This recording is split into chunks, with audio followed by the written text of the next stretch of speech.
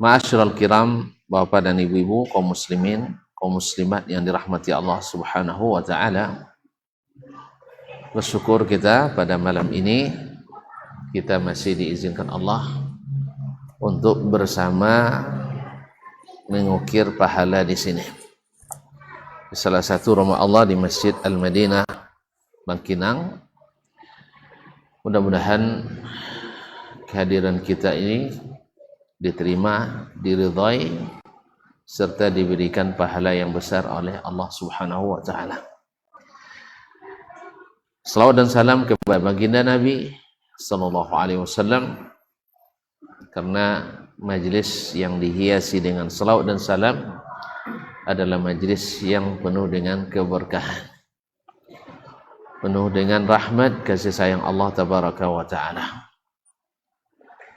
Selawat bersambung kepada para Ahlul Bait, istri, anak, cucu dan cicit Nabi alaihi salatu wassalam, serta zuriatnya, para sahabat, para tabi'in, dan siapapun yang mengikuti dan setia di atas jalannya.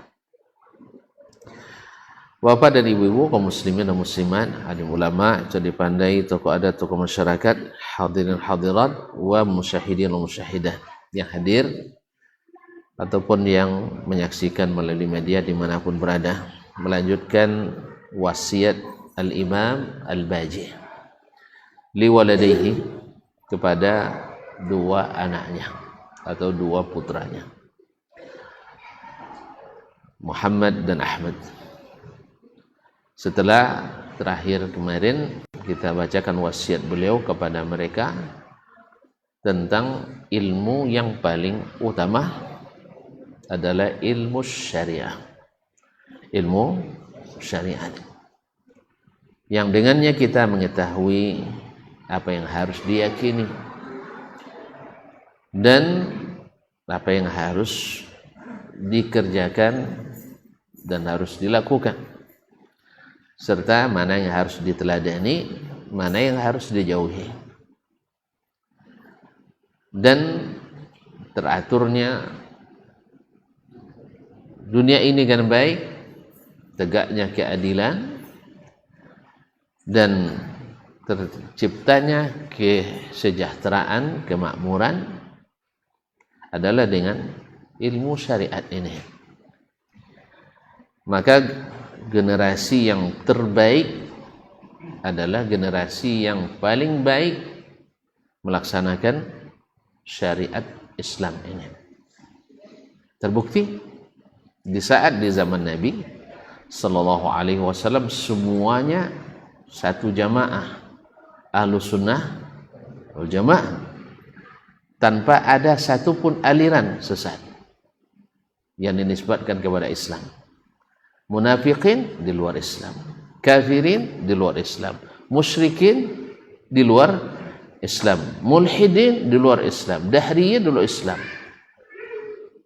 Maka terciptalah kesejahteraan, keamanan, ketentraman yang luar biasa, sampai menjadi generasi terbaik yang diridai oleh Allah Subhanahu wa taala, seluruh personilnya, individunya tanpa kecuali.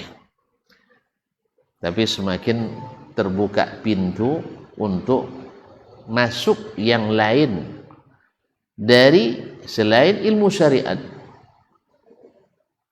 maka mulailah keadaan memburuk, dan semakin jauh semakin buruk, semakin buruk.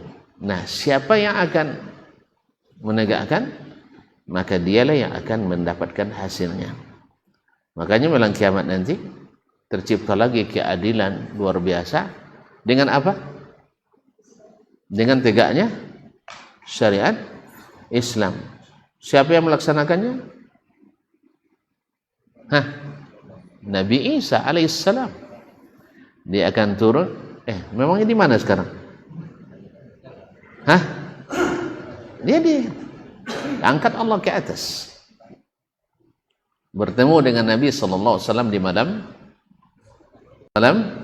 Mi'raj, Isra Mi'raj. dan dia menjadi tanda akan dekatnya kiamat. Wa innahu la'ilmun lis-sa'ah. Dalam bacaan qiraat lain la'alamun lis-sa'ah, tanda dekatnya hari kiamat. Pada waktu dia turun tercipta keadilan seperti yang tercipta di zaman Nabi alaihissalatu wassalam. Dengan apa? Dengan syariat Islam. Siapa yang kurang yakin, tunggu aja datangnya. Atau bagi yang belum yakin, balik ke zaman Nabi. Tidak bisa Ustaz balik buku-buku tentang keadaan umat di zaman Nabi SAW. Itulah sebabnya kenapa kita nak mengembalikan juga umat kita ini ya meniru zaman Nabi SAW. Karena kita ingin seperti mereka, sukses dunia, sukses akhirat. Sukses dunia, sukses akhirat. Karena memang syariat itu patut untuk dunia dan akhirat. Sedangkan selain syariat, mungkin di dunia boleh maju, tapi di akhirat tak. Kemudian kemajuannya tidak seperti kemajuan dicapai oleh syariat Islam. Ma'asyiral kiram dirahmati Allah. Oleh sebab itu, ketika Imam Al-Baji rahimahullah selesai menjelaskan itu kepada anaknya tentang keutamaan ilmu syariat dari yang lain, maka dia ingatkan ada ilmu juga, kata orang, tetapi merusak syariat Islam. Mulai dari akidahnya, sampai kepada ibadahnya, sampai kepada muamalahnya, bahkan sampai kepada adab, akhlak dan kelakuannya. Kalau ini masuk, berubah. Apa itu? Ayo kita dengarkan. Mau? Hah? Tapi ini wasiat untuk anaknya. Tapi berguna untuk kita, bang. Nah, qala rahimahullah taala, di sini muhaqqiq membuat judul atau subjudul dengan an-nahyu an qiraati kutubil mantiqi wal falsafah. Melarang anak kedua anaknya membaca kitab-kitab mantiq, kitab-kitab ilmu logika, dan kitab-kitab filsafat. Oh, ada jurusan akidah filsafat bocor. Hah? Baca. Ada namanya jurusan akidah filsafat. Kalau menurut saya, mengawinkan akidah dan filsafat adalah kawin paksa. Siapa yang pernah dipaksa kawin? Bahagia? Kaum muslimin dan muslimat dirahmati Allah. Kawin paksa ya, yang takkan pernah bahagia karena tidak ada kesesuaian. Akidah dimulai dengan keyakinan. Sedangkan filsafat dimulai dengan keraguan. Sampai ada anekdot, ya, anaknya masuk jurusan filsafat, pas pulang liburan, iya, sejak saya belajar filsafat ini, saya jadi ragu ayah saya. Nah, sampai gitu. Loh, kata ayahnya, saya pun juga mulai ragu kamu anak saya, nak. Apa sebab? Sebab dasar utama ilmu filsafat, kalau dia mengingkari ini berarti dia tidak paham filsafat itu. Seperti di akhir alinea nanti disebutkan oleh Imam Al-Baji, kalau dia tidak mengingkari kehakikat ini, dia tidak mengerti filsafat. Bahwa dasar pemikiran filsafat adalah tak ada sesuatu kebenaran yang mutlak, yang absolut, tak ada. Artinya sampai kita memeriksa dan menelitinya. Sampai memeriksa dan menelitinya. Jadi dimulai segala sesuatu dengan keraguan. Makanya filsafat itu ujungnya semuanya kebimbangan. Semuanya kebimbangan. Nanti di akhir kita sebutkan bagaimana para pembesar-pembesar, para filosof menyesal kenapa mereka menempuh jalan filsafat. Sekarang kita dengarkan dulu apa kata beliau. Ini lebih banyak saya pula bicara nanti seperti wasiat saya pula. Nah, qala rahimahullah. Ya, di dua naskah sama. Nah, di terbitan lain qala wa iyyakuma wa qira'ata syai'in minal mantiq. Jangan sekali-kali kamu berdua, iyyakuma itu adalah isim fi'il amr, maknanya ijtaniba, jauhi. Jangan kalian berdua membaca kitab mantiq. Apa aja kami langsung belajar dulu darun. Kami dah belajar darun lah tomek pula. Nah, wajah aja langsung. Nah, jangan baca sedikit pun kitab mantiq. Wa kalamal falasifah, dan perkataan para ahli filsafat. Fa inna dzalika mabniyun 'alal kufri wal ilhadi wal bu'di 'anis syari'ati wal ib'ad. Karena ilmu itu, ilmu logika itu, ilmu filsafat itu dibangun di atas kekufuran dan al-ilhad, yaitu penyimpangan dari keyakinan yang benar, wal bu'di, dan jauh dari syariat, dan menjauhkan kita dari ilmu, jauhkan kita dari ilmu. Kok bisa? Kenapa bisa?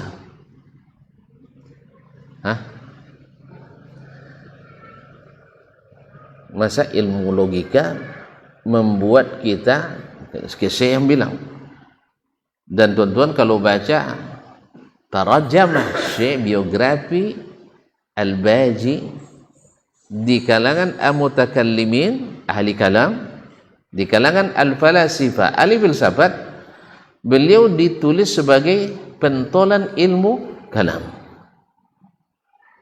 induknya ilmu filsafat.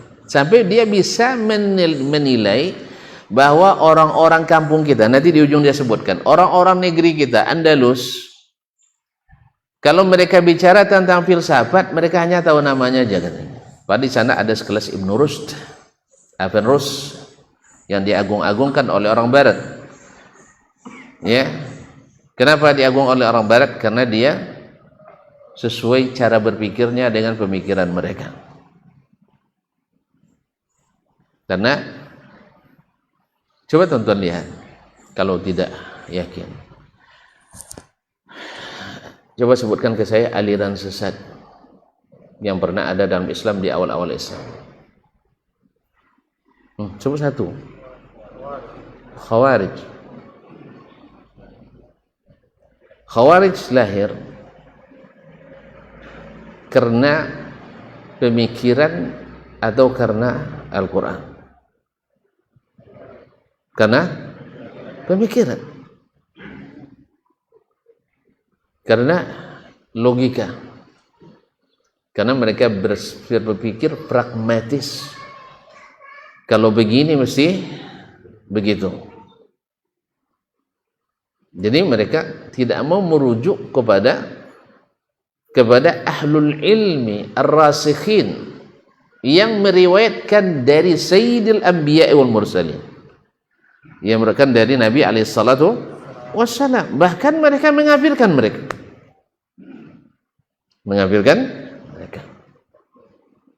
Apa lagi? Qadariyah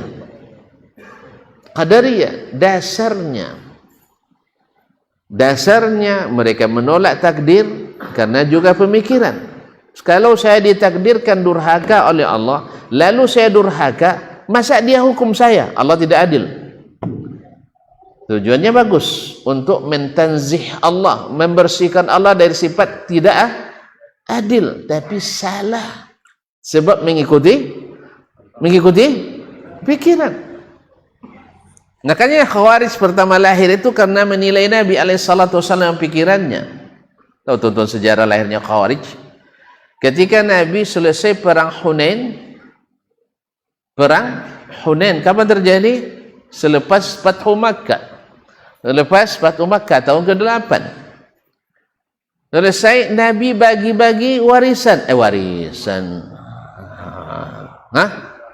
Ghanimah. Diberi orang-orang yang baru masuk Islam. Aqra' bin Habis dikasih 300 ekor kambing. Ini Uyainah bin Hisn dikasih 100 ekor sapi. Sebulan sekian. Datang Zulhuwaisirah. Hadza qasbun la yuradu bihi al-adl atau la yuradu bihi wajhullah. Ini pembagian tidak adil. Nabi tidak adil. Menurut ada dalilnya?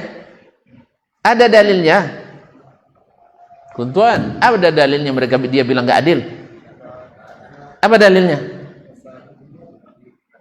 Turun ayat Muhammad tidak adil gitu, atau datang ke hadis yang membagi seperti ini tidak adil? Ada dalilnya? Ada. Tonton bilang tadi, sekarang tidak pula. Dalilnya pikiran. Apa pikirannya? Masa orang yang baru masuk Islam dikasih banyak, awak yang sudah lama berjuang dikasih sedikit. Lalu Nabi katakan akan keluar min dhi'di hadza, dari tulang sulbi ini akan lahir orang-orang yang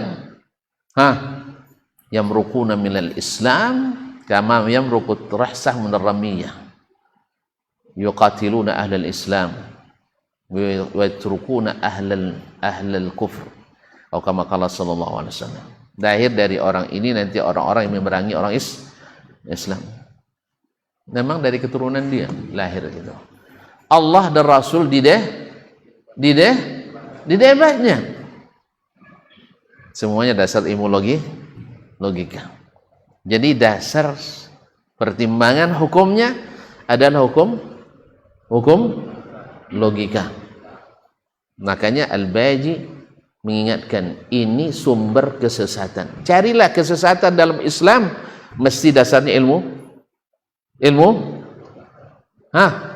pertimbangan logis. Selalu pertimbangan logis atau filosofis. Samunya. Filosofis dan logis sama. Dasar falsafah hukumnya, dasar logikanya. Makanya sesatnya orang gara-gara mengikuti logika yang buta tadi. Maka wajarlah Imam Al-Baji ingatkan anaknya, karena itu membuat orang jauh dari syariat, membuat orang jauh dari keimanan, membuat orang jauh daripada keislaman. Coba lihat tonton, yang sekarang yang banyak nyeleneh itu dalam Islam, jurusan fakultas syariah atau jurusan fakultas? Enggak pernah dengar orang nyeleneh? Pernah? Apa misalnya? Dia bilang zona anti Tuhan. Zona anti, pernah dengar? Tidak pernah. Alhamdulillah itu tidak sampai ke sini. Ya, pernah ditulis di sebuah tempat di kampus, zona anti Tuhan. Ada lagi yang tulis spanduk, Tuhan takut pada logika. Atau takut pada logika. Dari mana itu semua? Dari ilmu seperti ini. Pensyarah di sini menyebutkan, coba lihat kaum muslimin muslimat, dari sisi akidah yang berdasarkan ilmu mantiq selalu mengubah-ubah syariat. Lihat, sekarang Allah Subhanahu wa taala menyebutkan tentang dirinya. Sah? Ada nggak Allah menyebut tentang dirinya dalam Al-Quran? Ada. Apa contohnya? Hah? Nggak ada contoh.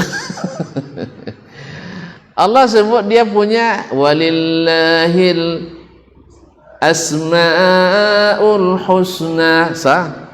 Allah punya nama-nama yang indah. Sah? Baik, hadis sebutkan inna lillahi, tidak hafal juga.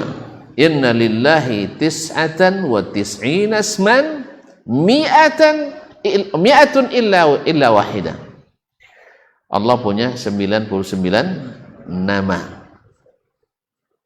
Baik. Kalau orang punya nama, misalnya namanya Pemurah, itu karena namanya Pemurah atau orangnya tidak pemurah sama sekali? Wait, kaum muslimin. Bila orang punya nama, dikasih namanya dermawan, pemurah. Sah? Baik. Kira-kira namanya saja atau ada sifatnya pemurah? Sifatnya. Atau di antara sifatnya adalah, di antara namanya adalah, apa lagi? Al-Ali. Apa makna Al-Ali? Santantur, maha tinggi. Berarti sifatnya, kalau dia maha tinggi, berarti sifatnya tidak paham. Bisa jadi contoh. Boleh jadi contoh. Tidak boleh, tidak boleh. Denlah. Tidak. Ya, setelah datang si cerdas itu. Datang dia tuh sabuin si cerdas sudah datang. Itu tidak ada sifat cerdasnya. Kalau tidak ada, tidak, dia kosong, tidak ada guna orang benang si cerdas. Sudah datang si bongak tuh. Pasti karena ada sifatnya. Jadi semua sifat mesti mengandung, semua nama mesti mengandung sifat, dan tidak semua sifat ada nama dijadikan nama. Misalnya si fulan pemurah tapi tidak disebut pemurah namanya, kan tidak disebut dermawan walaupun dia bersifat pemurah. Tapi kalau nama digelak lekat kepadanya, mesti dia punya sifat itu. Misalnya Nabi kita, apa namanya sebelum Islam? Al-Amin. Ada maknanya? Apa sifatnya? Amanah. Disebut juga As-Sadiq. Gelarnya, di nama orang dipanggil Ya Sadiq. Sah? Nah, kenapa dia punya sifat Siddiq? Dia juga dinamakan orang At-Tahir, yang suci, karena dia menjaga kesucian dirinya. Kelamu jadi sebaris gitu. Jadi ketika Allah punya nama banyak, berarti punya sifat banyak. Jelas? Di antara sifat Allah pula, tadi kalau Ali apa artinya? Tinggi. Berarti Allah di antara sifatnya adalah tinggi. Di mana tingginya? Ditunjukkan oleh Nabi. Yang mengingkari Allah tinggi juga nunjuk juga nunjuk juga dia ke atas. Ya Allah ya Rabbi. Woi, yang tak ngaku Allah di atas, nunjuknya ke mana? Ke atas. Ucapannya ke mana? Sabar Pak Bapak, kita jangan lupa pada yang tidak bertempat.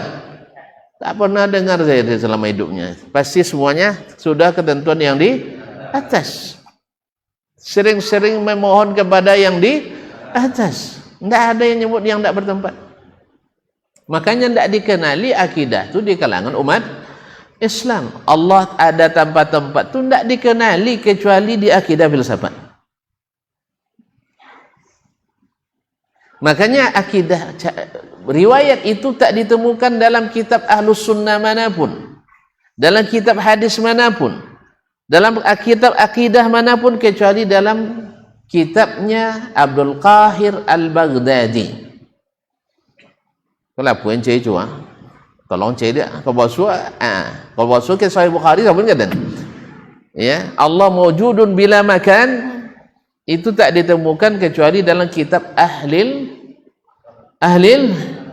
kalam, ahlil mantiq. Tak ditemukan dalam kitab ulama ahli sunnah wal jamaah. Tak ada dalam sunnah Imam Ahmad, tak ada dalam sunnah Al-Khallal, tak ada dalam sunnah Al-Lalakai, tak ada dalam sunnah Ibn Abi Asim, tak ada. Banyak kitab sunnah yang ditulis oleh para ulama ahli sunnah. Tak pernah mereka menyatakan Allah ada tanpa tempat. Yang mereka ketahui adalah Allahu alin, Allah maha tinggi. Seperti apa tingginya? Antum ahli filsafat pergi teliti ke atas ya kalau mau yakin. Tapi karena saya dikasih tahu oleh Rabbul Alamin dan dikasih tahu oleh Ar-Rasulul Amin, maka saya tak perlu meneliti lagi. Karena apa? Karena dasar saya adalah Al-Quran dan Sunnah. Sedangkan logika itu bisa benar bisa salah. Contohlah, jangan tapi bingung itu tuan-tuan. Contoh rusaknya cara berpikir Imam Mantiq itu begini. Mereka banyak mengingkari sifat Allah. Sebab menurut kaedah ilmu filsafat, ilmu mantiq, kullu muttasifin jismun. Setiap yang punya sifat itu mesti berjisim. Artinya punya zat yang bisa diraba, bisa dicium, bisa diinikan dengan indera. Oleh sebab itu,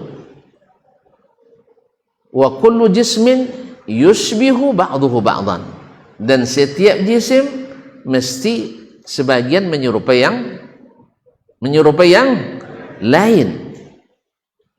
Nah, berdasarkan kaidah ini lalu datang sifat Allah. Paham? Misalnya apa sifat Allah? Penyayang. Penyayang. Nampak sifat Allah tak jawab pelompat begini mana? Wujud. Kidam. Bahkan tak jawapan. Subhanallah. Jadi datang sifat Allah SWT di antara adalah al-ilmu. Al-ilmu. Berilmu, mengetahui. Nah, setiap sifat mesti berjisim. Kalau kita akui Allah berilmu, mesti berjisim. Mesti bertubuh. Nah, kalau bertubuh berarti Allah mirip dengan makhluk. Karena makhluk bertubuh. Nah, ketika mereka lari daripada mengatakan Allah berjisim, maka Allah tidak punya sifat. Jelas? Tak jolek pun. Tak jolek. IKHP. Apa sifatnya? Tak jolek nampak. Saya jolek nampak apa sifatnya? Warna coklat. Apa lah? Bantuan petak. Tu ripahnya punya sifat. Ini tak apa makna sifat lah. Sifat tak apa usah sifat tu? Hah? Oh, itu perangai. Sifatmu kau tu spesifikasinya. Oh, kesannya macam itu kau nak ngerti sana. Awak kerja ni bahasa Indonesia, si kolej salah bahasa Bangkinang, si kesan sifat tu kesan perangai kesan.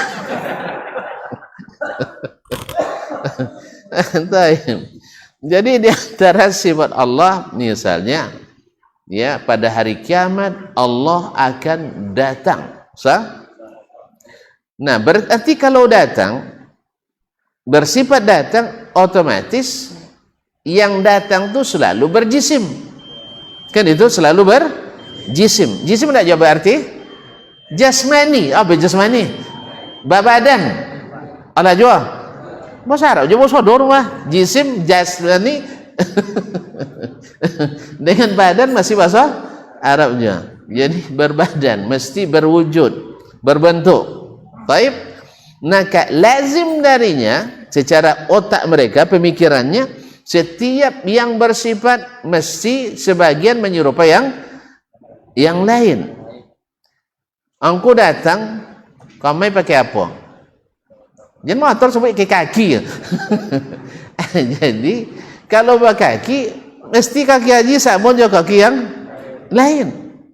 Kan dua aja ada sampai kaki kami juga kan tidak ada dua. Nah ketika berkaki mesti sama dengan yang lain.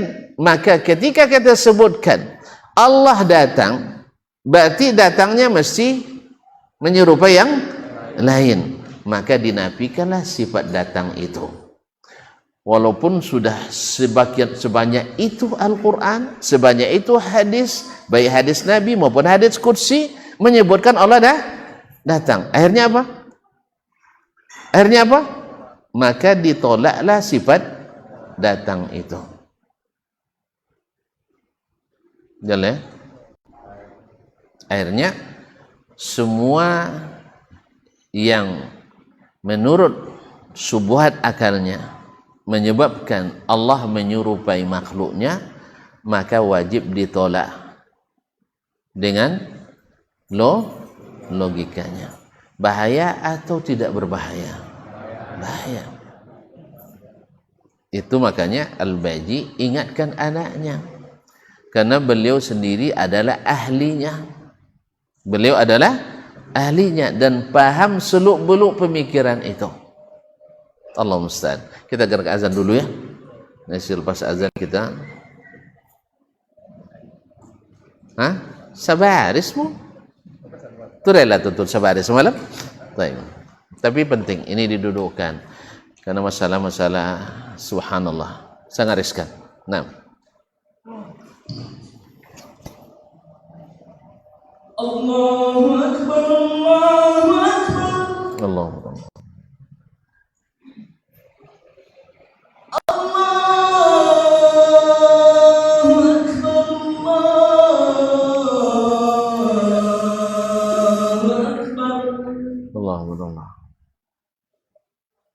Asyhadu an la ilaha illallah.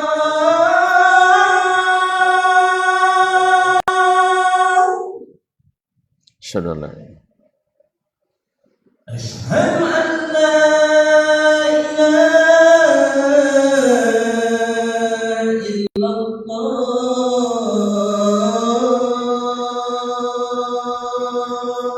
Asyhadu an Asyhadu anna Muhammadar Rasulullah.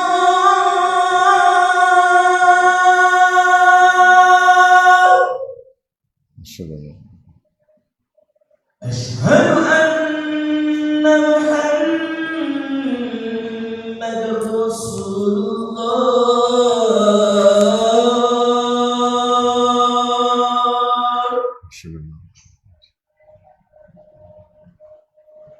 حي على الصلاة.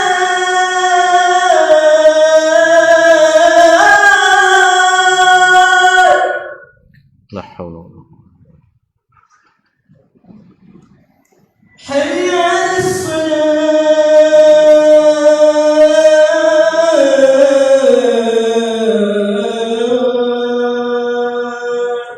لا حول ولا قوة. حي على الفلاح.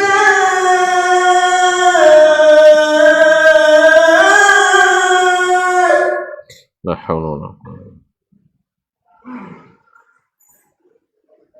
حي على الفلاح.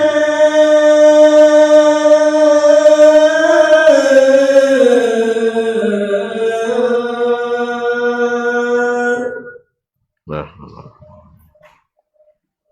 الله أكبر، الله أكبر، الله أكبر. لا إله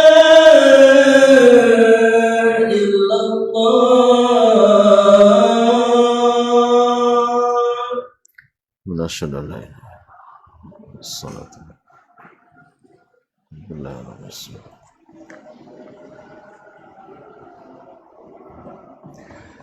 Baik kaum muslimin, kaum muslimah dirahmati Allah SWT, padahal sebenarnya muqaddimah yang mereka sebutkan ini itu kan hanya untuk makhluk. Hanya untuk makhluk. Untuk Al-Khaliq Allah sudah berikan kaidah yang membuat seluruh syubhat itu hilang. Yaitu laisa kamitslihi syai'un. Tidak satu pun yang serupa dengan Allah. Tak satu pun. Jadi Ahlus Sunnah melihat bahwa kalau Allah mengatakan tentang dirinya datang, maka Ahlus Sunnah meyakini bahwasanya datangnya Allah tidak serupa dengan datangnya makhluk.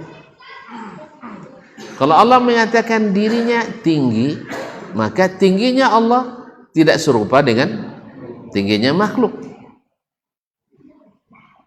Kalau makhluk tinggi, coba tonton tinggi, harus dilepas, tidak ada balon, tidak ada apa jadi? Woi, coba melambung ke atas, habis itu, jatuh dia karena dia butuh sesuatu di bawahnya atau yang di atasnya. Kalau tidak, baik.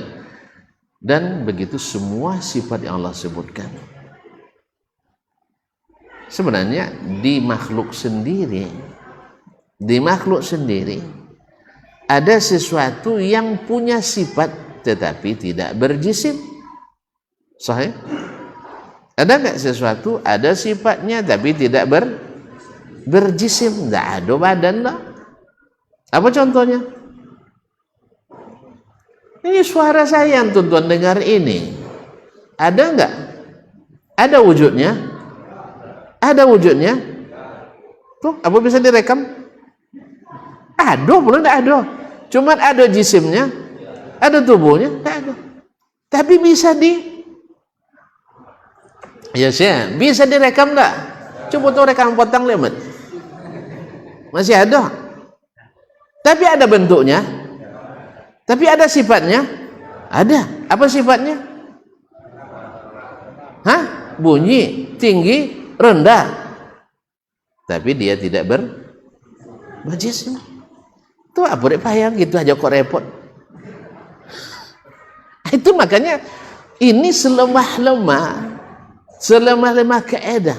Setiap yang bersifat mesti berjisim, setiap berjisim mesti menyerupai yang lain. Buktinya juga tangan kita dengan tangan yang ompek itu juga tidak sama. Tangan kita sesama kita juga tidak sama. Kenapa mesti disamakan? Makanya betullah kata Imam Al-Baji, ini dibangun di atas kekufuran, mengingkari ayat dan hadis sebanyak itu.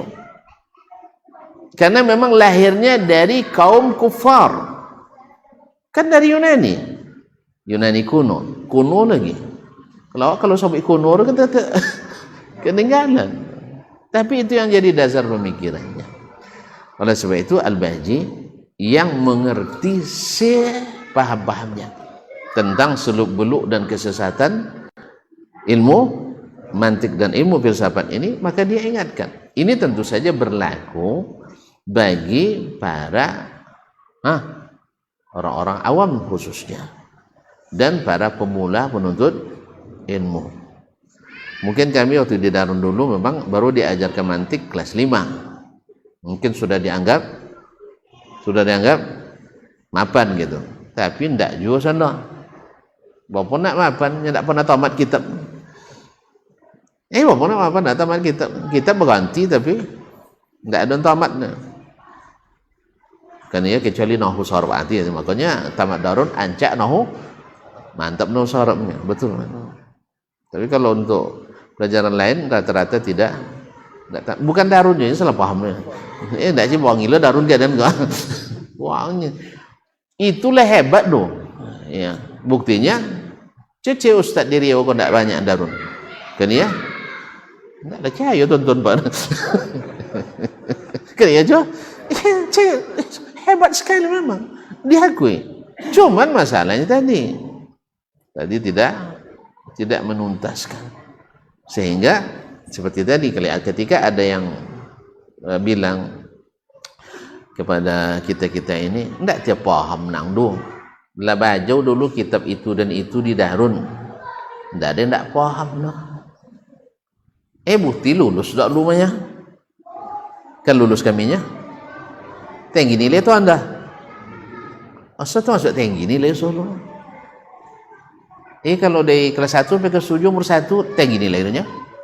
Jadi bukan tak paham, cuma masalahnya kitab yang kami baca itulah kami baca, non lain kami baca juga. Pahamnya? Ternyata cara yang disebutkan dalam kitab itu dasarnya ilmu ini. Ilmu mantik tadi.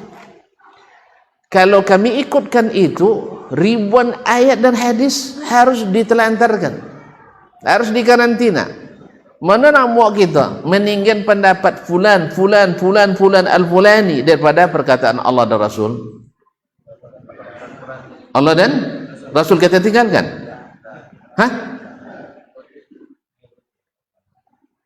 Mana yang lebih hebat menyebut Allah, tentang Allah? Imam Abul Hasan Asy'ari atau Allah sendiri? Allah sendiri. Mana yang lebih hebat menyebutkan sifat Allah, Nabi atau Imam fulan dan fulan? Nabi alaihissalatu wassalam.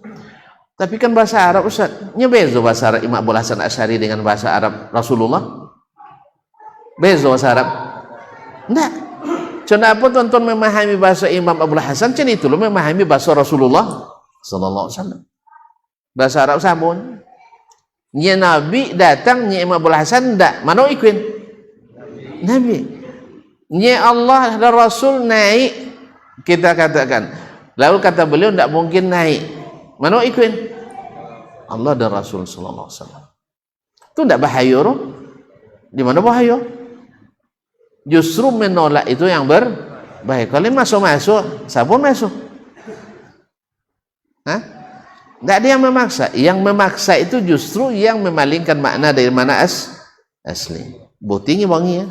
Nah, jadi kaum muslimin dan muslimat dirahmati Allah, maka beliau ingat bukan sendiri Al-Baji. Imam Al-Ghazali rahimahullah ahli tidak di filsafat. Apa bukti ahlinya?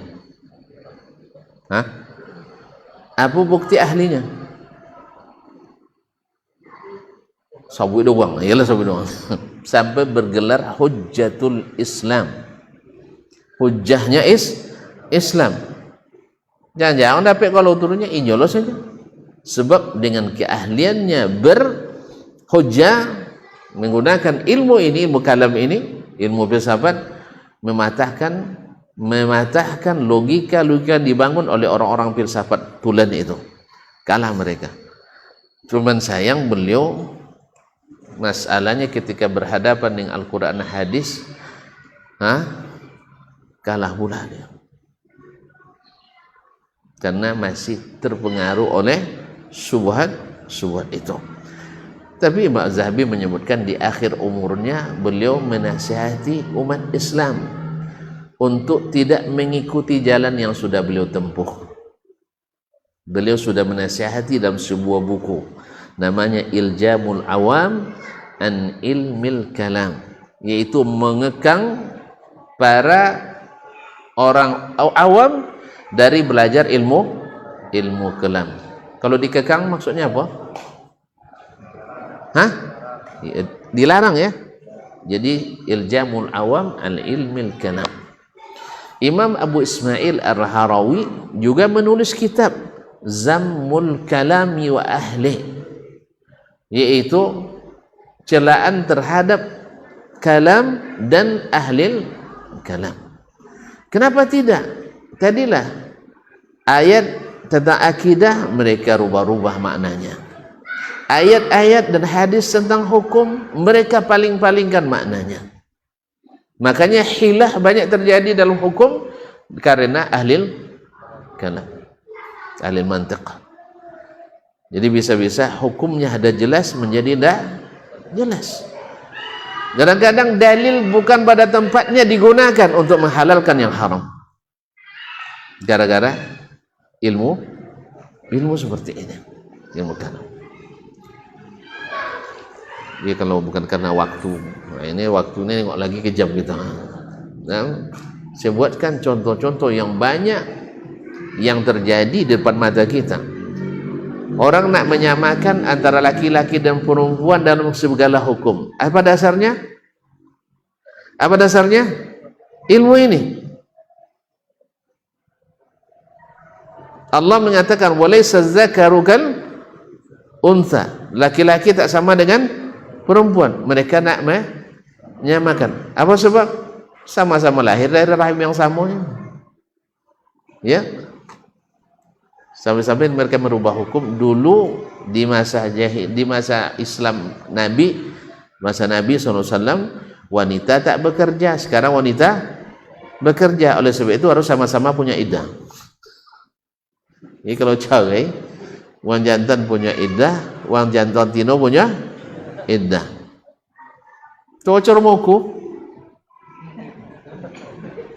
Hah? Jadi itu je masalah warisan. Jadi itu je masalah sampai masalah zakat, sampai masalah haji. Haji itu substansinya adalah beribadah pada Allah. Allah beribadah dimanapun kita bisa. Nah, sudah itu dah wajib dekat Jakarta tu. Tawaf di Monas, mabit lapangan banteng, lontar jumroh di kantornya. Ini banyak setan situ. Bagi yang berkeyakinan lontar jumroh, lontar setan. Jadi dasarnya ilmu ini semua. Tidak ada Al-Quran hadis. Kemudian rusaknya ilmu-ilmu usul fiqh, rusaknya ilmu-ilmu usul hadis. Ada yang dirusak sedikit gara-gara ilmu masuknya ilmu kalam ini. Makanya kenapa kita teruskan baca kitab Risalah Imam Syafi'i sebagai pondasi asal ilmu usul fiqh. Karena memang di situ kita paham bahwa tidak sedikit dari cara kaedah-kaedah yang dibuat yang bercanggah dengan kaedah asal yang sebenarnya Imam Syafi'i sudah tetapkan. Nasallallahu alaihi wasallam. Jadi kaum muslimin dan muslimat dirahmati Allah. Kemudian seluruh imam ahli filsafat, filosof Islam itu tidak ada yang tak menyesal. Abul Walid Al-Karabisi, pernah dengar namanya? Asosol Laisu ya. Nah, beliau adalah imam nomor satunya ahli kalam di masanya. Dari keluarga Karabisi ini banyak lahir ahli filsafat al-kalam, ahli filsafat, ahli mantiq. Di waktu akan meninggal, dia panggil anak-anaknya, kerabatnya, keponakannya, suruh kumpul. Dia bilang, kalian tahu kan siapa saya? Tahu, kata mereka. Ada enggak yang lebih ahli dari saya hari ini? Dia di Baghdad. Baghdad kan pusat ilmu masa itu. Ada enggak orang yang lebih alim dari saya tentang ilmu mantik dan ilmu kalam ini? Kata mereka enggak ada. Jadi kalian sepakat saya paling ahli? Iya. Oleh sebab itu sejak ini saya nasihati kalian jangan ikuti jalan ini. Ini jalan buntu. Alaikum bi tariqati ahli hadis. Ikutilah cara ahli hadis. Karena mereka beragamanya berdasarkan hadis, bukan berdasarkan ilmu mantik dan kalam. Karena jelas sekali rusaknya. Tadi saya katakan, mereka membangun kaedah tidak benar. Setiap yang bersifat mesti berjisim, dan setiap jisim mesti menyerupai jisim yang lain. Ini kaedah batil juga. Ada memang, tapi tidak seharusnya, tidak mesti. Dan sebenarnya kalau mereka mau kembali ke kaedah, bahwa kaedah itu biasanya lil ghalib, bagi yang ghalib. Apa makna ghalib? Mayoritas. Tapi ada sebagian yang tidak ikut kaedah. Jelas ya? Jelas? Kalunlah. Kalau lu jelas tidak sudah gitu sih. Apa dia agak hapus kena so. gara-gara ilmu kalam ngah buntu contoh mas kata hah emang enggak payas kata ya ini memang lan sabit tang waktu pertemuan akhir pertemuan bulan puasa kan lah sabit payas kan bawa siap-siap makan sebelum payahnya kaum muslimin dan muslimat dirahmati Allah. Jadi katakan apa namanya kaedah itu lil ghalib yang mayoritas. Kemudian kaedah ini dibuat untuk makhluk bukan untuk al-khaliq. Di situ keliru mereka. Melazimkan sesuatu yang lazim bagi makhluk kepada Allah. Salah apa benar ini? Keliru besar. Nah, tadi sebut kasih contoh suara. Ada barangnya? Ada kan? Buktinya bisa direkam. Tapi mana jisimnya? Mana wujudnya? Padahal kita sepakat dia ada. Berarti tidak semua yang bersifat mesti berjisim. Baik. Tuan-tuan setelah ngaji kitab ini bertambah tak ilmu? Mana? Ada jisimnya. Ini onggok gajian tahun tanggal 4 Februari. Ini tanggal 6 Januari. Ini tanggal 3 Desember. Ada. Kan ada anak sering di waktu kuliah. Kalau ada yang membantah, saya bilang, boleh tidak saya pinjam akal anda nanti setelah mati aja. Jadi sukarelawan, saya nak periksa akal anda dulu tinggalnya di mana. Cak dan tanggung biayanya dan kojui kan. Paham tak? Akal punya sifat.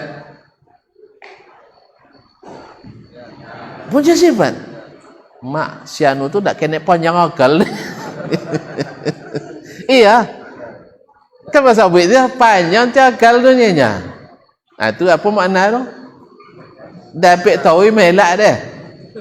Balui licin. Hah? Apa? Iya. Panjang akal tu nya. Tapi ada bentuknya. Ada wujudnya? Ada. Tapi ada sifatnya? Ada. Berarti kaedah sebab yang bersifat mesti berjisim benar apa salah? Salah. Kecuali kita maknai dengan lil ghalib. Pada umumnya memang. Pada umumnya iya. Maka ketika mengatakan Allah mesti berjisim, keliru besar. Dan masalahnya dibangun di atas kaedah dan akidah ini saling memusuhi dengan kaum muslimin. Itu masalahnya. Kalau bukan karena itu saya tidak jelaskan contoh Iko Rojo. Iko bantah-bantah tak kena itu. Nang tu nyanya ahli syirik dunyanya sebab menyerupakan Allah dengan makhluk.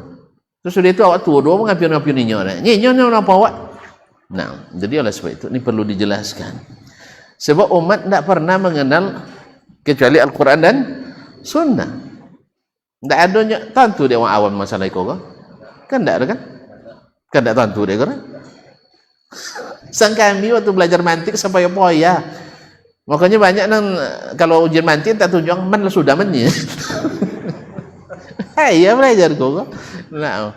Jadi akidah jadi bang payah. Padahal dulu sahabat datang ke Nabi, saya belajar langsung paham akidah. Mana Tuhan nang dia tanya. Selesai. Ikan tak mana Tuhannya? Temane nyepuin cek. Makanya ada orang istilahnya dengan para pencari itu tidak semua Tuhan ada. Ni ikut Aristoteles jahit. Aristoteles kan patok X OB-nya. Ada pencipta tapi siapa ndak OB era, tapi namanya faktor X. Itu ikut ni mana sosok macam itu. Antu tu sosok aja. Akhirnya terpaksa buat oleh kaedah sesama sesat jangan saling menyesatkan. Wah, polisi harap aku lah tak sosok jalan tu ndak boleh diingat. Bangi orang kawat nanti. Nya kaedah rajul salah.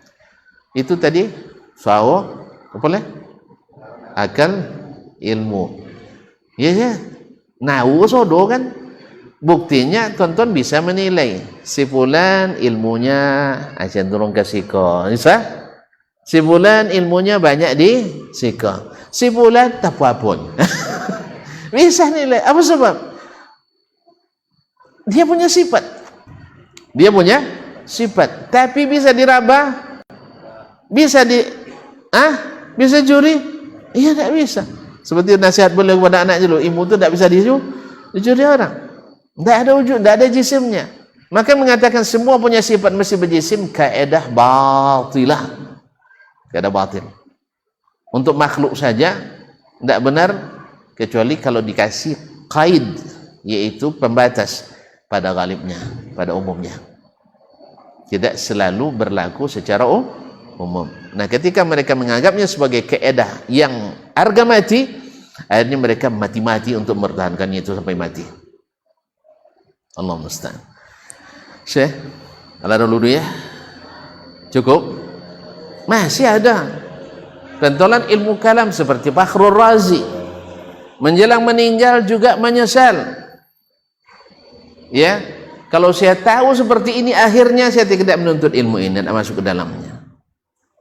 Cuman kita aja lagi.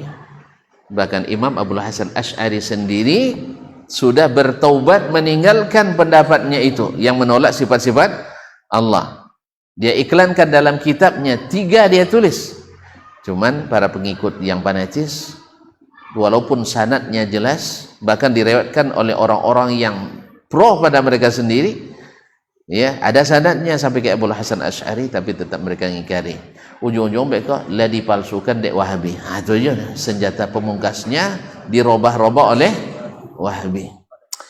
Memang kojo Wahabi kuang enggak? Sehingga kojo mau ubah kitab ulama sodok. Kaum muslimin dan muslimat, kalau kaedah ini dipakai Sahih Bukhari tidak kalian percaya nanti. Sebab apa? Naskah Sahih Bukhari ratusan. Setiap naskah beda dengan naskah yang lain. Abeko tertuduh Wahabi sodok-dok. Jelas. Naskah kitab-kitab tafsir. Makanya orang tak pengalaman akhirnya itu. Boso dia bezo, baris sojik baris datia, sojik baris bawah. Pasti kojo Wahabi. Padahal diterbitkan di Mesir. Mesir Wahabi. Diterbitkan Libanon. Libanon Wahabi. Diterbitkan di Suriah. Suriah Wahabi. Diterbitkan di Maroko. Maroko Wahabi. Enggak. Cuman awak di asal dan Wahabi itu nanti akhirnya goang-goangnya maksudnya itu jahil Wahabi itu jahil bukan ulama dia bawa sodor ininya. Allah musta'an. Makanya kaum muslimin dan muslimat dirahmati Allah SWT, ya, anggap saja Wahabi nggak ada. Jelas? Ya, ini kitab-kitab siapa ini? Wahabi. Wih. Kan kitab ini siapa menulisnya? Imam Al-Bahji. Bila wafatnya? Sampai hati 474. Masih itu hijrah. Hijriyah. Baik, Syekh Muhammad bin Wahab bila wafatnya? 1150. Mana dah lu mati? Daulah Baji. Itu Wahabinya? Nah, jadi masalahnya bukan itu. Pokoknya sekarang hapus kitab-kitab Wahabi itu, tidak ada, anggap tidak ada. Nah, baca kitab-kitab seperti ini, biar kita paham bahwa sesungguhnya isu Wahabi itu hanya isu pepesan kosong, isapan jempol, fitnah dan makar. Karena kehabisan akal akhirnya menuduh yang bukan. Allah musta'an. Ala kulli hal, kita tidak mengikut Wahabi. Kita tidak ikut Wahabi, ikut Nabi SAW. Tapi kalau kebetulan Wahabi sama dengan Nabi, tuh, wak kalunjinya, waknya kamebinya. Kalau sama dengan Nabi, kita apa salahnya? Dekat-dekat kita dengannya. Dan ternyata memang kalau kita buktikan dengan jujur satu persatu dari akidah, ibadah, amalah sampai seterusnya, akan kita temukan bahwa untuk hari ini Wahabi paling mirip dengan Nabi sallallahu alaihi wasallam. Baca cik-cik cok. Esok lah ya. Esok lah tutup lah. Ni kalau lamung bono lapon kan nama limpah. melimpah saya payang cuma betul ya. Ya terima kasih dan mohon maaf. Ya. Atau siapa tuh? Abdul Walid Al-Karabisi, lalu purang tuh wajah orang. Patang apa lainnya? Abad kedua Hijriah. Iya. Tahun 100-an, tapi lupa entah apa namanya? Lupa tu aja gini. Nya sanang je gini, jadi suatu sanang je. Nya bos suruhnya. Ya betul ya, sudah salat nonton itu ya. Iya. Nah, terima kasih. Anak lupa. Nya tanggal wafat dan ada oben gini bunuh. Al-Mauquf, hadis yang diriwayatkan hanya sampai ke sahabat, tidak sampai ke Nabi alaihi salatu wassalam. Al-Marfu sampai ke Nabi, Al-Maqtu sampai tabi'in. Dah? Aduh jelek. Barakallahu fiik. Subhanakallah bihamdika asyhadu an la ilaha illa anta astaghfiruka wa atubu ilaik. Wassalamualaikum warahmatullahi wabarakatuh.